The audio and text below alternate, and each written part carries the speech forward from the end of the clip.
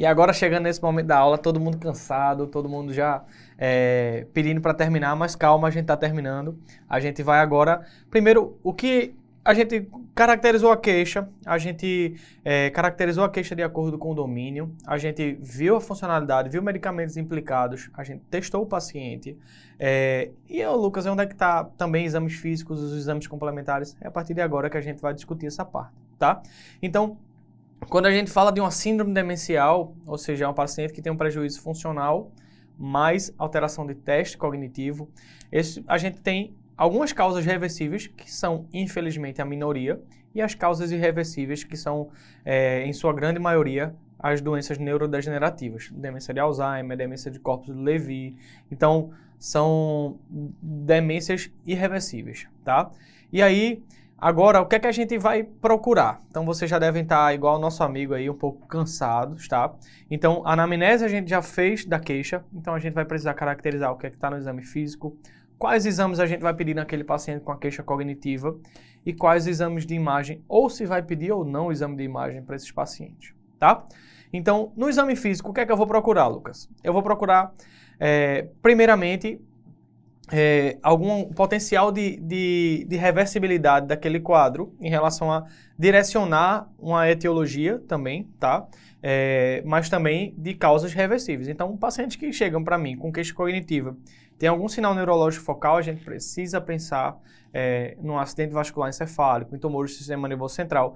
Eu falo isso não como uma causa aguda, tá, gente? Mas talvez algo sequelado em um AVE ou algo de um tumor do sistema nervoso central.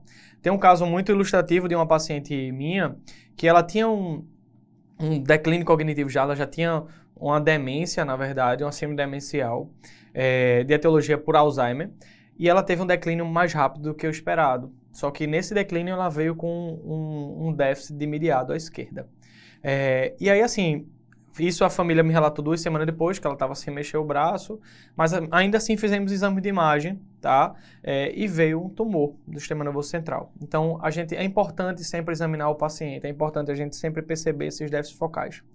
Parkinsonismo. Por que, Lucas, é tão importante? Porque parkinsonismo pode estar implicado em relação à etiologia da demência, tá?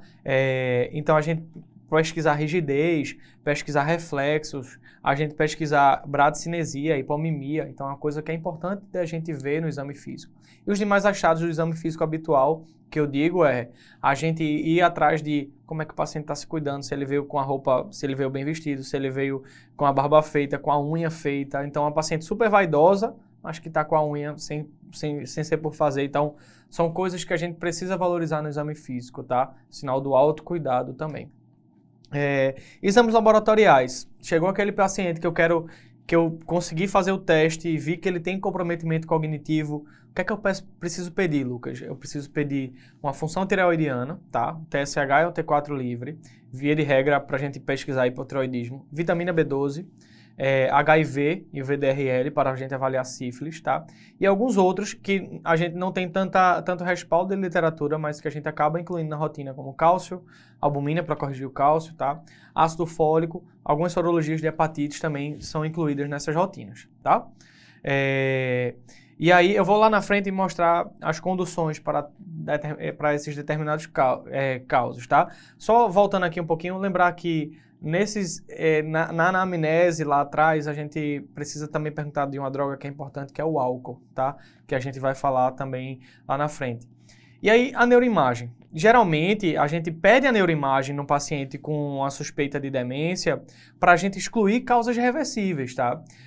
Ou para a gente, digamos assim, direcionar também um pouco da etiologia de doenças neurodegenerativas. Então, a gente vê atrofia hipocampal, a gente vê sinais de microangiopatia. Então, a gente pede a neuroimagem, mas é muito mais verdade que a gente vai ver para excluir causas reversíveis do que propriamente para a gente direcionar a etiologia, tá? Então, os principais diagnósticos diferenciais, um paciente que fez um AVE, tá? Um paciente que tem um quadro sugestivo de hidrocefalia de pressão normal, tá? Então, a gente vai vendo aqui que esse paciente tem um ventrículo muito desproporcional, tá certo? Ao volume encefálico. Tumores de sistema nervoso central, a gente pede neuroimagem dos pacientes que declínio cognitivo. É uma coisa incomum, mas é uma coisa que a gente precisa de fato ir atrás, tá? Hematomas subdurais também, como uma causa de declínio cognitivo. Então, são coisas que a gente precisa ir atrás, tá certo? É um exame que a gente precisa, via de regra, pedir para a gente excluir essas causas neurológicas, digamos assim, ou reversíveis ou não reversíveis, até para a gente prognosticar para a família, tá?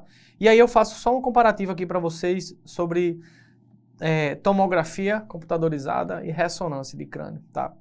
Via de regra, quando a gente tem mais recurso, a gente tende a pedir ressonância. Por quê?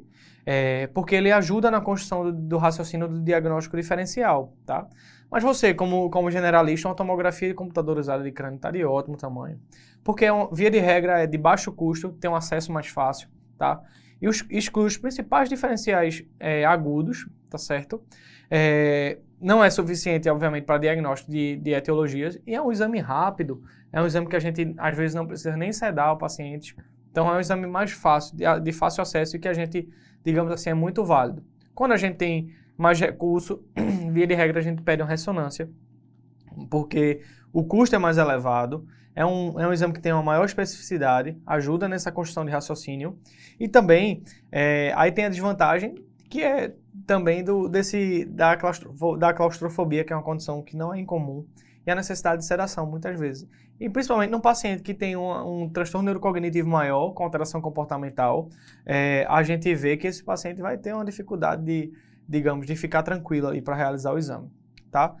E agora, gente, como eu prometi para vocês, aqui a gente vai ver o que é que a gente poderia fazer. As causas irreversíveis, a gente vai para a condução. Isso aí seria outra aula. E as causas reversíveis? Drogas, anticolinérgicos, benzodiazepínicos, suspende. Álcool, Wernicke-Korsakoff, abstinência de álcool, uso de tiamina. Deficiência de B12, a gente vai repor a vitamina, tá? Hipotireoidismo, a gente vai repor com levotiroxina. Paciente que teve diagnóstico de neurosífilis, vai atrás de penicilina cristalina. HIV, início de TARV. Tumor do sistema nervoso central, cirurgia, obviamente se for ressecável, se for operável. Depressão, iniciar antidepressivos. Hematoma subdural crônico, cirurgia. HPN, a gente faz a derivação ventrículo peritoneal, tá? Então a gente faz esse shunt para aliviar, digamos, essas causas potencialmente reversíveis, tá certo? Seriam temas à parte, cada uma delas, mas eu coloquei essa imagem aqui para a gente tentar fechar essa pesquisa. Então, só para a gente sistematizar tudo agora, a gente caracterizou a queixa cognitiva, a gente caracterizou a queixa cognitiva de acordo com seus domínios, a gente viu as medicações que a gente precisa suspender, a gente fez a avaliação da funcionalidade, a gente fez a avaliação cognitiva com os testes globais que eu caracterizei dessa forma para a gente fez a diferenciação entre as queixas cognitivas de um paciente demenciado, de um paciente com transtorno de humor. A gente viu o exame físico, o que é que a gente tem que detalhar, a gente viu também os exames laboratoriais, via de regra, por conta desse quadro que faz todo sentido, e a gente viu a diferença de tomografia e ressonância e o porquê pedir esse exame de imagem. Então, fica uma dica também para vocês, esses exames de imagem não servem para a gente, repetindo, dar o diagnóstico da demência, mas justamente para excluir essas condições que a gente está aqui mostrando. E por último, o que eu falei para vocês, que era um dos objetivos da aula, a gente fazer a comunicação, tá? Desse diagnóstico, que é um diagnóstico de uma doença terminal, tá, gente? Mesmo que os pacientes tenham uma sobrevida de 10 anos, mas é uma doença ameaçadora à vida, é uma doença degenerativa, é uma doença incurável, tá? Então, muitas vezes na comunicação, a gente precisa ter uma comunicação não violenta, tá, gente? A gente precisa usar termos, ao invés de a gente usar o termo de irreversibilidade, de progressão, são termos que a gente precisa usar de forma mais sincera, mas a gente precisa atenuar também de outras formas, como a gente tem medicações que a gente vai conseguir preservar a memória, a gente consegue controlar os sintomas, a gente pode tentar retardar essa evolução. Em alguns pacientes a gente consegue um bom controle com os medicamentos. A gente precisa também montar uma rede de cuidados, tá? Então, via de regra, você, como generalista, deu um diagnóstico de uma demência, a gente precisa encaminhar para especialistas, neurologistas, geriatras, e eu digo aqui, não é especialistas médicos apenas, tá?